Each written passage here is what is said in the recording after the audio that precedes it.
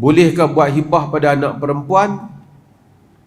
Saya mengikut hati saya tanpa ikut faraid.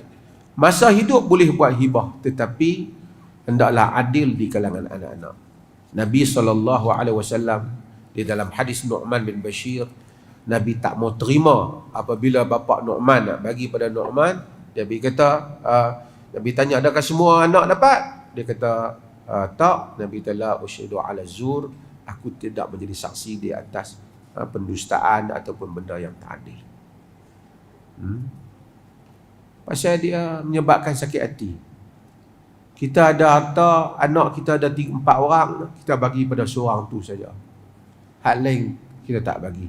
Tak ada sebab. Tapi kalau ada sebab, mungkin aku bagi kat dia sebab dia nak pergi belajar. Ada sebab. Tapi kalau tak ada sebab, tiba-tiba tanah 1 ekar dapat kat dia. Pasal apa bagi dia? Dia je duk tanya abang aku, hampa tak pernah tanya abang aku. Ia bukan alasan.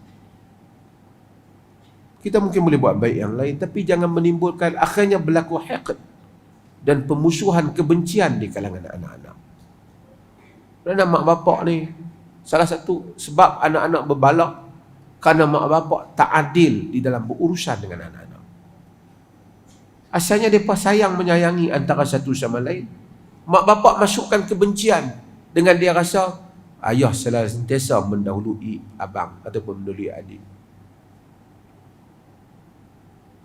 Memang taat ibu bapa disuruh oleh agama, tapi agama bapa yang zalim juga akan disoal oleh Allah di akhirat.